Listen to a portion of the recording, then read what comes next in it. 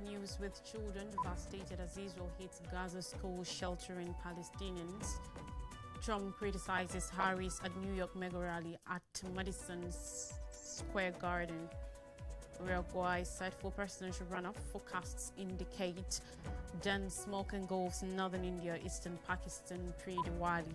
And Japan faces uncertainty as ruling party suffers major defeat. On Israel-Gaza war, officials and residents say Israel has bombarded a United Nations-run school sheltering displaced Palestinians, killing at least 9. The attack at Asma School in Gaza City's Shati refugee camp also injured many people. Gaza Civil Defense said on Sunday as rescuers searched for more victims under the rubble.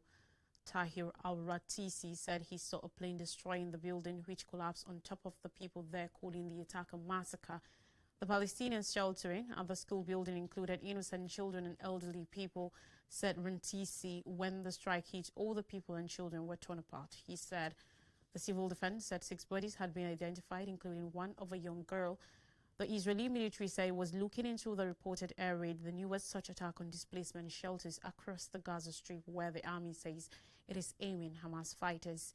Hussein Mohsen, a paramedic, said the displaced Palestinians who had taken refuge at the United Nations school had come from Jabalia and other parts of the north of Gaza, where Israeli forces have laid a devastating siege for a fourth week.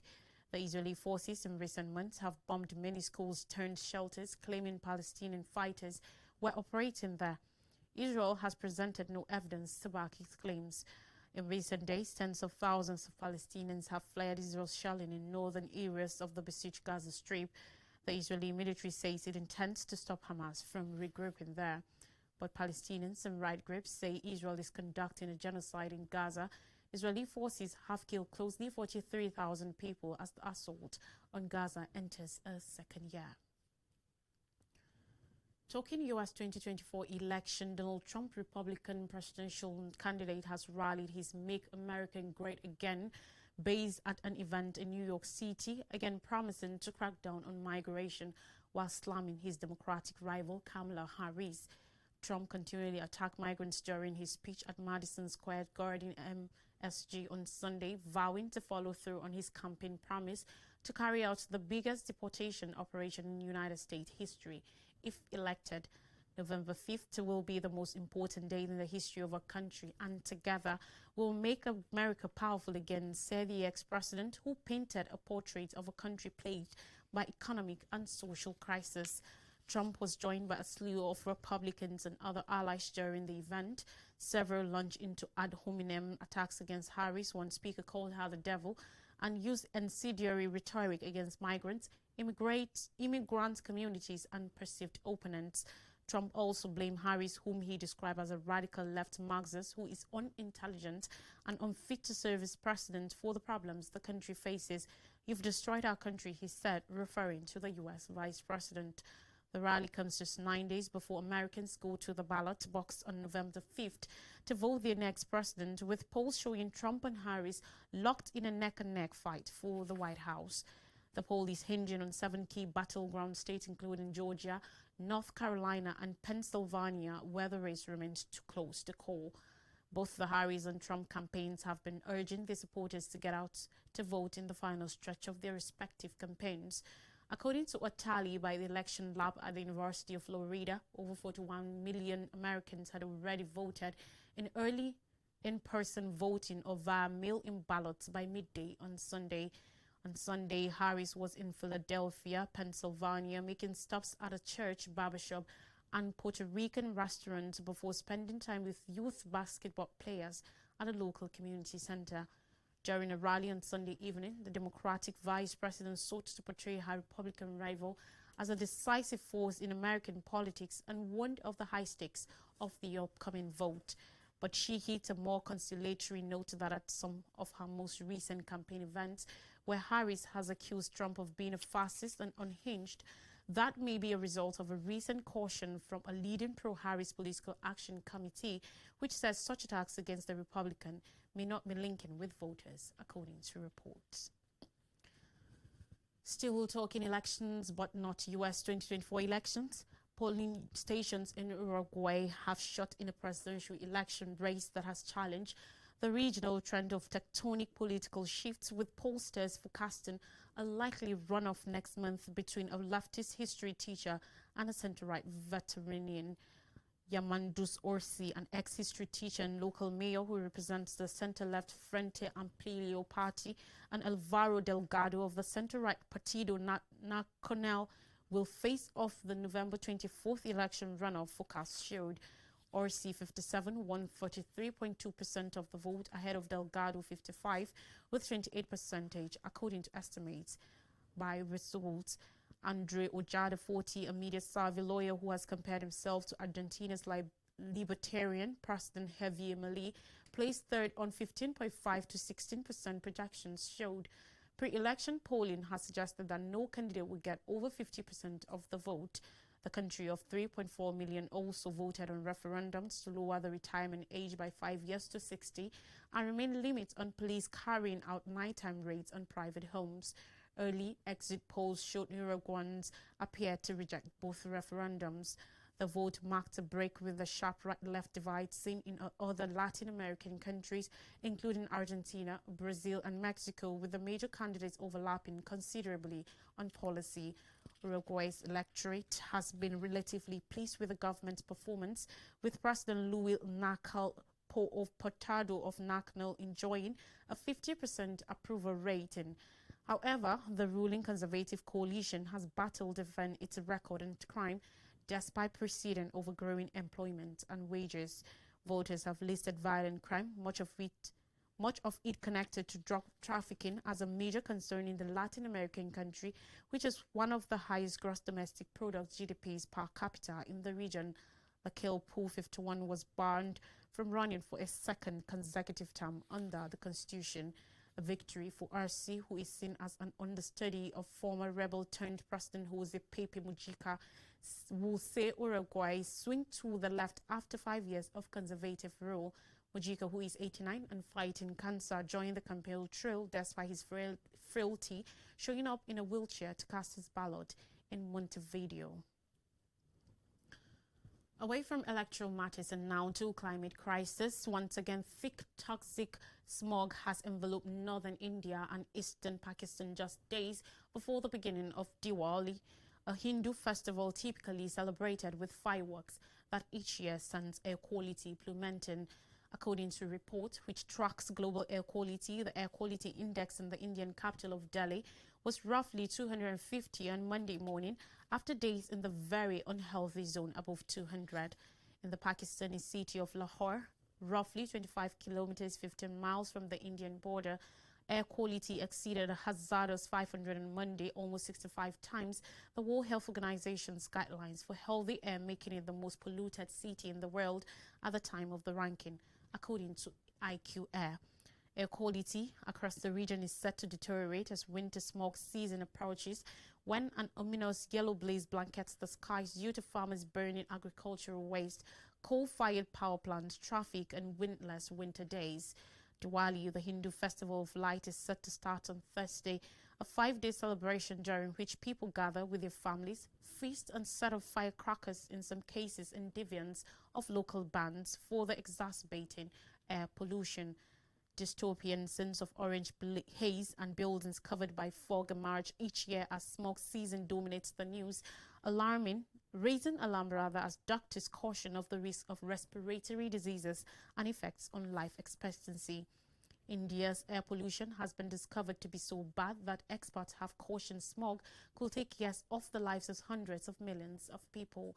Residents and experts have long questioned why India has failed to curtail air pollution, as Delhi and its neighboring states butt heads over who is really to blame.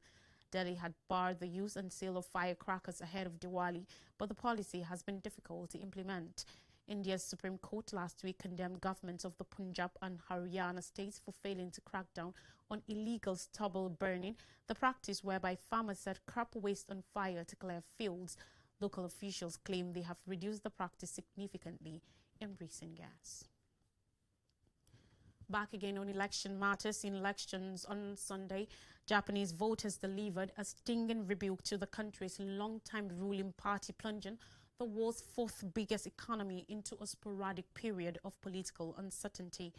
For the first time in 15 years, Japan's Liberal Democratic Party, which has governed almost continuously since 1955, has lost its parliamentary majority in the powerful lower house. Public rage and distrust in the government had been growing over rising living costs, inflation, and a massive political funding scandal at the heart of the LDP, with voters voicing their discontent at the ballot box.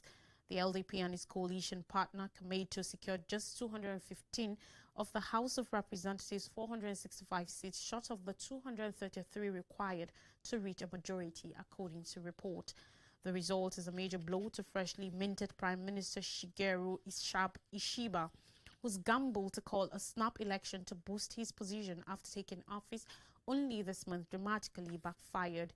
On Monday, Ishiba said voters had delivered an extremely harsh judgment his party must take seriously and solemnly, but also showed he will not step down as Prime Minister. He said the party did not have a coalition in mind to put forward to govern, but it will begin by discussing each of the party's policies. Elections for Japan's lower house are usually a foregone conclusion, with the conservative LDP dominating the country's post-World War II political scene. Now, it's unclear who will govern Japan, as Ishiba, an ex-defense minister and political veteran, may grapple to form a government. Ahead of the elections, the LDP and its junior coalition partner Komeito had a stable majority of 279 seats, while the LDP alone had 247. On Sunday, the LDP won just 191 seats, its worst result since 2009, when the party suffered its biggest defeat and was forced to hand control to an opposition party. However, to remain in power, the LDP could try and bring other parties into its coalition or rule via a minority government, with both options putting Ishiba's position as Prime Minister in jeopardy. The major opposition Constitutional Democratic Party of Japan, CDPJ, won 148 seats, a significant increase from 98. CDPJ leader Yoshihiko Noda said in a press conference on Sunday, "Our goal was to break the ruling party's majority, and we achieved it, which is a great accomplishment." Now on more stories, Samoa Summit, Commonwealth signs first ocean protection pact. At a summit in Samoa, Commonwealth nations made history by adopting the Maiden Ocean Declaration, the first to be held in the Pacific island nation. The Apia Ocean Declaration was launched at the conclusion of the 27th Commonwealth Heads of Government meeting. It urges all 56 Commonwealth nations to safeguard the ocean against serious challenges such as climate change, pollution, and overexploitation. The declaration focuses thus on the significance of acknowledging maritime boundaries in the face of rising sea levels. It targets to protect 30% of the oceans and restore damaged marine ecosystems by 2030, while also prioritizing the swift completion of the global plastics treaty. Additionally, it advocates for the ratification of the High Seas Biodiversity Treaty, the creation of coastal climate adaptation strategies, and enhanced support for sustainable blue economies. Samoa's Prime Minister Fiam Naomi Mataafa stated in a release from her office that it was appropriate for our first ocean declaration to be made in the blue Pacific continent, as climate change is acknowledged as the foremost threat to the safety and welfare of our people. Several Commonwealth members, mostly small nations like Samoa, are confronting major threats, including the existential risk posed by rising sea levels. The environmental threat was anticipated as a major theme leading up to the summit, but negotiations in the initial days were mainly focused on the transatlantic slave trade from Britain's colonial past. The Commonwealth encompasses a third of the global population, with 49 out of its 56 member countries having coastlines. The organization reports that 25 of its members are facing major challenges due to climate change, including rising sea levels, surging temperatures, and heightened ocean acidity, all of which affect marine life, ecosystems, and the communities reliant on them. Mataafa highlighted that the declaration should serve as a line in the sand for the world to shift from ocean exploitation to protection and sustainable management. Patricia Scotland, outgoing Commonwealth Secretary-General, expressed pride in this accomplishment, noting that it sets the standard for upcoming international meetings, building momentum for ocean protection as we approach COP29 in Azerbaijan this November and next year's United Nations Ocean Conference. There are ongoing demands from some of Britain's former colonies for accountability regarding its involvement in the transatlantic slave trade, particularly concerning reparative justice. We take a quick break, and in part 2, I'll bring the stories from Nigeria. Please don't go anywhere.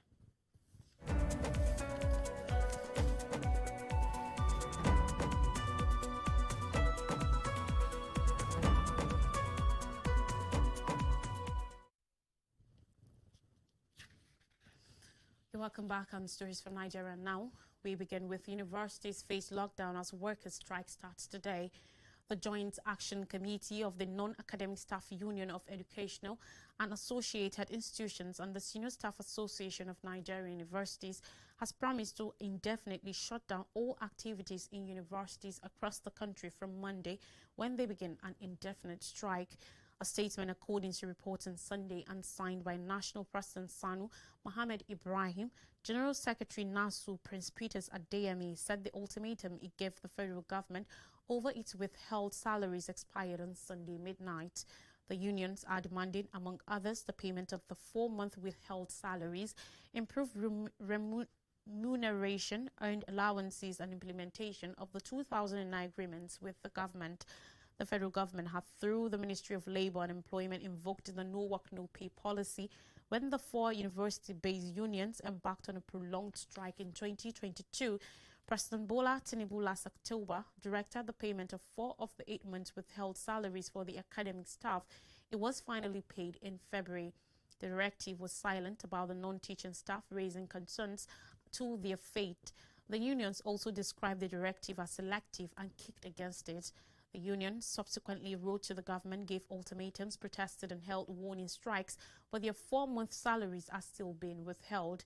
The statement called on all the state-owned universities to also incorporate their local demands into the strike action as appropriate. It recalled that at the last national peaceful protest of Jack of Nasu and Sanu held on July 18, 2024 at the Unity Fountain in Abuja, an ultimatum of 10 days was given to the government to pay the withheld salaries to avoid shutting down of activities in the universities and inter-university centers with no consequence. SANU members are in charge of key facilities and campuses, which has stoked fears of a standstill of activities if the strike starts today. The strike holds as President Tinubu directed outgoing Minister of Education Professor Mamman Tahir to hand over office to the incoming Dr. Tunji Alausa on Wednesday. The union gave a 7-day ultimatum earlier this month over the withheld salaries, but the action also failed to achieve the desired result. Last month, the unions announced plans to begin an indefinite strike if their outstanding salaries were not paid within 3 weeks, demanding, among other things, the payment of 4 months withheld salaries, improved remuneration and allowances, and the implementation of the 2009 agreement with the government. And finally on the news, North Power outage. Scheme to Region Northern Coalition says the coalition of Northern Group CNG has said that the prolonging power outage in the northern part of the country is an intentional effort to destroy the region. In a statement signed on Sunday by its national coordinator, Comrade Jamilu Aliyu Charanchi, CNG noted that the blackout is unprecedented and has thrown millions of households into darkness, crippled businesses, and exacerbated the already dire economic situation in the region. The CNG also said that patients are already dying at various hospitals due to the unavailability of the hospitals to supply alternative means of power to utilize oxygens to save the lives of patients in severe and critical conditions. Preliminary findings by the CNG indicate that this outage is the direct result of vandalism on the second Shiroro power line, which feeds the crucial Kaduna station that distributes to other parts in other states in the north. We learned too that the first other line has been faulty for months, yet no effort to fix it could have saved the current avoidable situation. We are particularly disheartened to learn that 2 towers along this line have not received serious attention at the beginning of the problem to promptly restore power. Furthermore, the only alternative source of supply, the Jos line, has repeatedly tripped, with the TCN currently saying it is working to fix but cannot bring out a lasting solution. The current state of affairs is not just unacceptable but deeply alarming, the CNG noted. Experts said there is also a major infrastructural gap as there is no transmission system to carry adequate power to the northwest and northeast regions, according to the CNG. The coalition said despite the formation of the Transmission Rehabilitation Expansion Program TREP, targeted at creating flexibility in transmission with a budget of $1.661 billion, mismanagement has hindered its progress. Furthermore, CNG said it observed that the north, which accounts for a significant portion of Nigeria's population and economic activity, is undeserved in terms of electricity infrastructure and distribution. They said the region depends on only two 330 kV lines, while Lagos alone benefits from 8 power lines. This disparity, according to CNG, reflects a pattern of long-standing neglect and imbalance in national power infrastructure investment. The CNG regretted that the present outage has, in the last 120 hours, pushed the already battling industry to the brink of collapse, with businesses suffocating under prolonged power failure. A recap of major stories says children devastated as Israel hits Gaza schools sheltering Palestinians. Trump criticizes Harris at New York mega rally at Madison Square Garden. Uruguay said 4 presidential runoff forecast indicates dense smoke engulfs northern India, eastern Pakistan pre-Diwali, and Japan faces uncertainty as ruling party suffers major defeat. And that's all in the news. Thanks for watching. Have a great week ahead.